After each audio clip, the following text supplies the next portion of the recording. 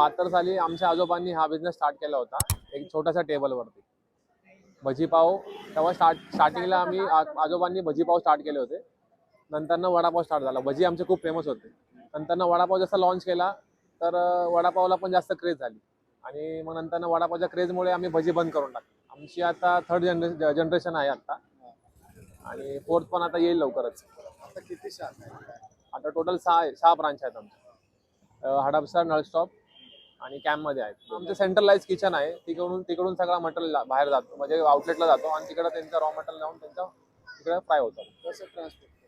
आमच्या व्हॅन आहेत आणि पूर्ण हायजीनच्या हिशोबानेच काम आहे पूर्ण आमचं.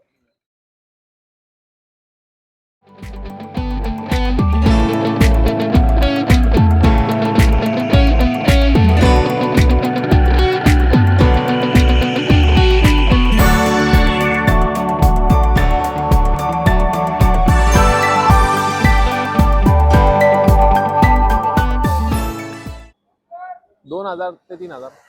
2000-3000 दररोज. दररोज. आणि सर्व्हिस ही खूप इम्पॉर्टंट आहे फूड इंडस्ट्रीमध्ये. ती आम्ही म्हणजे आजोबांनी जे आम्हाला शिकवलंय, आजोबांनी, आमच्या पप्पांनी, आमच्या काकांनी, आमची जॉईंट फॅमिली आहे. आज जॉईंट फॅमिलीमध्ये आमचा पूर्ण बिझनेस आहे. तर सगळेजण आम्ही ह्या बिझनेसमध्येच काम करतो. 5 पैसे काहीतरी होतं. हो, 5 पैसे. आता 25 रुपीज आहे. कसं होतं की आता पुण्यातले खूप लोक बाहेर देशामध्ये आहेत, जॉब करतात किंवा राहायला गेले आहेत. तर ते जे इकडचे लोक आहेत ते सांगतात त्यांना की बाबा पुण्यामध्ये आले की गार्डनचा वडापाव खात जावा किंवा ट्राय करा, छान आहे.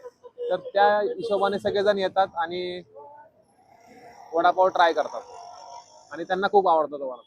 आता मी काल परवा दिवशी दुबईला वडापाव पाठवले होते. तिकडून आम्हाला एक आमचा मित्र आहे, त्याच्या मित्राला खायचा होता वडापाव. परत दुबई, भरपूर बाहेर देशातनं लोक येतात. पुण्यामध्ये आले की गार्डनचा वडापाव ट्राय करतात आणि इव्हन आपल्या महाराष्ट्राच्या बाहेरचे जे लोक आहेत ते पण येतात.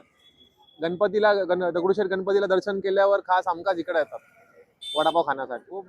खूप म्हणजे जास्त. आता कसं होतं की आम्ही एकतर रस्त्यावर आहे आणि रस्त्यावर असल्यामुळे अतिक्रमणचा पहिला एक हे येतो, पॉईंट येतो. दुसरा ट्रॅफिकचा पॉईंट येतो. तर ह्याच्यामुळे आम्हाला भरपूर म्हणजे खूप त्रास सहन करायला लागलाय.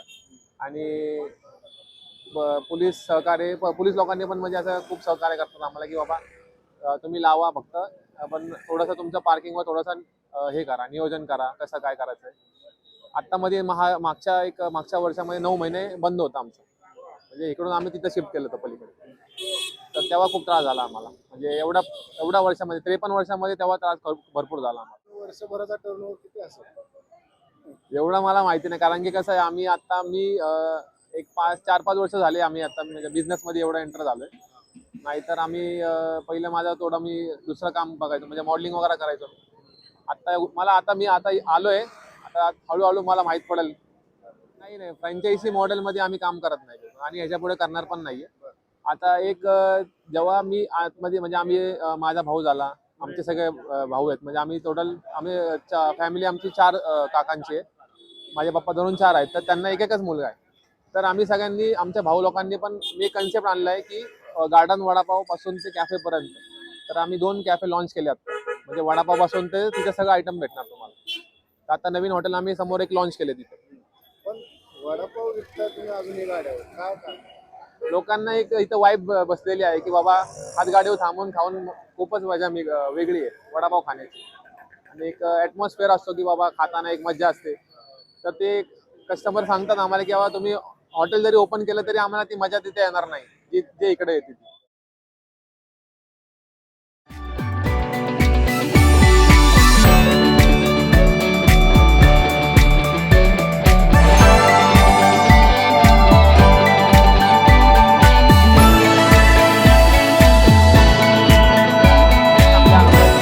लोकांना भेटता येतं, कस्टमर लोकांना भेटता येतं किंवा एक रिलेशन त्यांच्यासोबत बनवता येतं.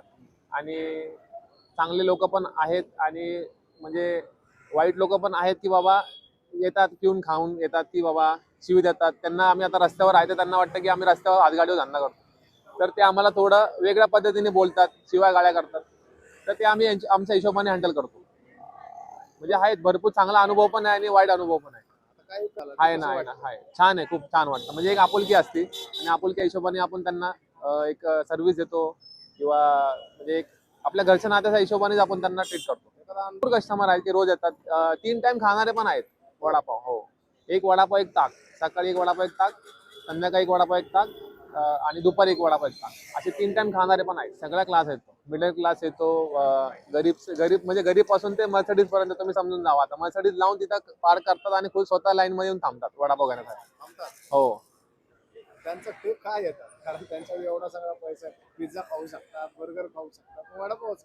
आपली क्वालिटी आहे, सर्व्हिस आहे आणि पुण्यामध्ये तर म्हणजे एक आम्ही गार्डन वडापाव आहे की म्हणजे कस्टमर असे म्हणतात आणि आम्ही पण सांगतो की बाबा क्वालिटी दिले तर तुमच्याकडे कस्टमर येणार.